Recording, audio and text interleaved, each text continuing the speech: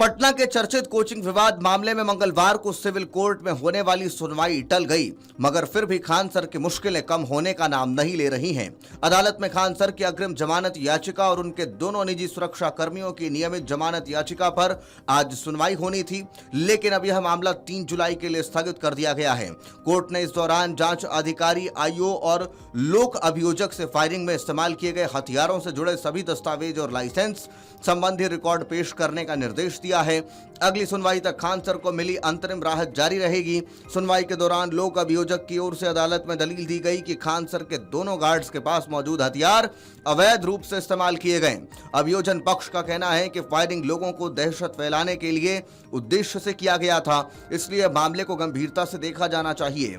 वहीं बचाव पक्ष के वरिष्ठ अधिवक्ता अरविंद मोवार ने अदालत को बताया कि दोनों सुरक्षा कर्मियों के हथियार लाइसेंसी हैं। उन्होंने कहा कि हथियारों से जुड़े सभी दस्तावेज पुलिस पहले ही जब्त कर चुकी है, इसलिए उनके पास फिलहाल रिकॉर्ड उपलब्ध नहीं है। दोनों पक्षों की दलीलें सुनने के बाद अदालत ने जांच अधिकारी और लोक अभियोजक को निर्देश दिया है कि वे अगली तारीख पर हथियारों से जुड़े सभी दस्तावेज अदालत में प्रस्तुत करें। अब 3 जुलाई को इन दस्तावेजों के आधार पर मामले की सुनवाई आगे बढ़ेगी। कोर्ट ने यह भी स्पष्ट किया कि अगली सुनवाई तक खान सर को मिली अंतरिम सुरक्षा जारी रहेगी, यानी फिलहाल उनकी गिरफ्तारी पर रोक बनी रहेगी। हालांकि अंतिम फैसला 3 जुलाई को होने वाली सुनवाई और पेश किए जाने वाले दस्तावेजों के आधार पर लिया जाएगा। इससे पहले 27 जून को भी इस मामले में सुनवाई हुई थी। उस दिन खान सर की ओर से अदालत में आग्रह किया गया था कि लगातार तारीख बढ़ाई जा रही है और जमानत याचिका पर उसी दिन बहस पूरी कर निर्णय दिया जाए। हालांकि लोक अभियोजक और शिकायतकर्ता रोशन आनंद के पक्ष ने इसका विरोध किया था। अभियोजन पक्ष ने कहा था कि केस डायरी का अध्ययन करने के लिए समय चाहिए। इसके बाद अदालत ने केस डायरी देखने के लिए 3 दिन का समय देते हुए अगली सुनवाई 30 जून निर्धारित की थी। इस मामले की जांच कर रही पटना पुलिस ने खान सर के दोनों निजी सुरक्षा कर्मियों के हथियारों का सत्यापन कराया, जिसमें कई अहम तथ्य सामने आए हैं। पुलिस सूत्रों के अनुसार जिस हथियार से फायरिंग की गई वह उत्तर प्रदेश के कासगंज निवासी तालेबर सिंह 34 साल के नाम पर लाइसेंसी है, लेकिन जांच में पाया गया कि उस हथियार का लाइसेंस पूरे भारत में मान्य नहीं था।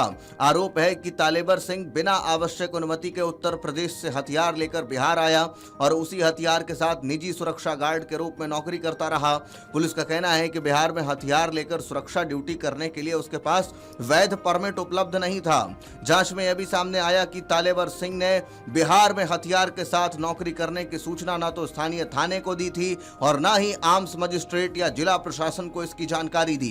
कानून के अनुसार दूसरे राज्य से हथियार लेकर किसी अन्य राज्य में सुरक्षा ड्यूटी करने के लिए निर्धारित प्रक्रिया का पालन करना अनिवार्य होता है।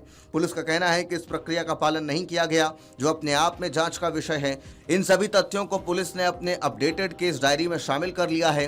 पुलिस सूत्रों के मुताबिक जांच में यह भी सवाल उठाया गया कि खान सर ने अपने निजी सुरक्षा कर्मी के रूप में तालेबर सिंह को नियुक्त तो किया, लेकिन उसका पुलिस वेरिफिकेशन नहीं कराया। जांच एजेंसियों का मानना है कि एक जिम्मेदार नागरिक होने के नाते सुरक्षा कर्मियों के दस्तावेज और हथियारों की वैधता सुनिश्चित करना आवश्यक था। पुलिस इस पहलू की भी जांच कर रही है कि कहीं सुरक्षा एजेंसी और निजी सुरक्षा कर्मियों की नियुक्ति में नियमों की अनदेखी तो नहीं हुई। पुलिस जांच में दूसरे निजी सुरक्षा कर्मी प्रदीप कुमार के हथियार को लेकर भी कई तथ्य सामने आए हैं। जांच के अनुसार प्रदीप कुमार का हथियार उत्तर प्रदेश के मैनपुरी से जारी लाइसेंस पर आधारित है। इस लाइसेंस में ऑल इंडिया परमिट जरूर है, लेकिन यह लाइसेंस उसके पिता की हत्या के बाद आत्मरक्षा के उद्देश्य से जारी किया गया था। पुलिस का आरोप है कि इस लाइसेंस का इस्तेमाल निजी सुरक्षा सेवा देने और व्यावसायिक लाभ उठाने के लिए नहीं किया जाना चाहिए था और ये आर्म्स लाइसेंस की मूल शर्तों के अनुरूप नहीं है।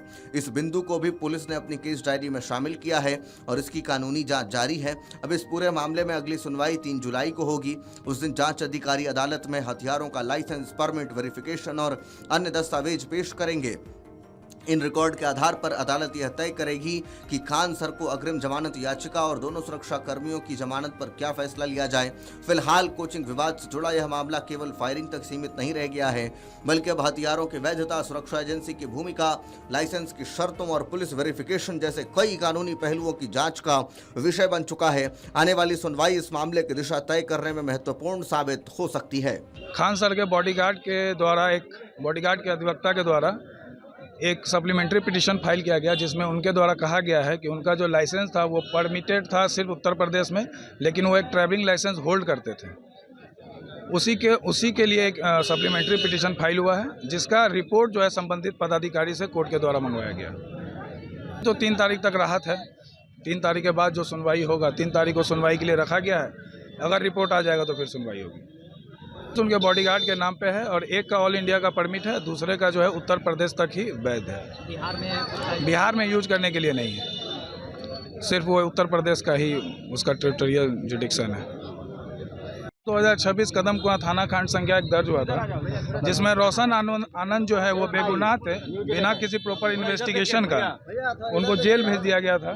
अनुसंधान पदाधिकारी के द्वारा कोई प्रॉपर इन्वेस्टिगेशन नहीं किया गया था और बहुत जल्दबाजी में उनको जेल भेजा गया था। उसके बाद जो एक वायरल वीडियो अपलोड हुआ सोशल मीडिया पे, पुलिस संज्ञान में लेती है कि इसके पीछे कहीं ना कहीं खान सर का भी इन्वॉल्वमेंट है और उस पर अनुसंधान करने के बाद एक FIR रजिस्टर्ड हुआ 418/2026, जिसमें खान सर के बॉडीगार्ड के द्वारा गोली चलाते हुए देखा जा रहा है। और उसी आधार पर जो है ये केस रजिस्टर्ड हुआ, जिसमें बॉडीगार्ड को जेल भेज दिया गया। और जेल भेजने के बाद अभी जो अनुसंधान के क्रम में जो मटेरियल रिकॉर्ड पे आया है, उससे अभी पता चला है कि जो उनका लाइसेंस था वो सिर्फ उत्तर प्रदेश में ही यूज करने के लिए परमिटेड था।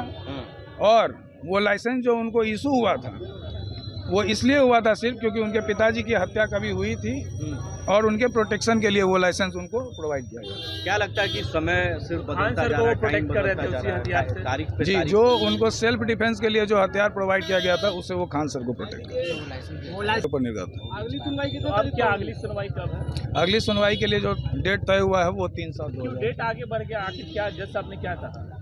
जो सप्लीमेंट्री पिटीशन खान सर के अधिवक्ता के द्वारा पेश किया गया, उसमें उनके द्वारा कहा गया कि वो एक ट्रैवलिंग लाइसेंस होल्ड करते हैं, उसका रिपोर्ट संबंधित IO से मंगवाया गया है। इसलिए 3/7 का डेट फिक्स है। 3/6 का सॉरी, तीनों ही बेल पिटीशन साथ में ही चल रहा है। तीनों का सुनवाई एक साथ ही होता है। प्रोटेक्शन पर रोक अभी भी है? हाँ, interim protection till next date अभी भी है। क्या नाम हुआ? सत्यम झा। ठीक। आपके राज्य की खबरें, आपके शहर की खबरें सबसे पहले जानने के लिए देखते रहें अमर उजाला। चैनल को सब्सक्राइब जरूर कर लें और पाएं हर अपडेट।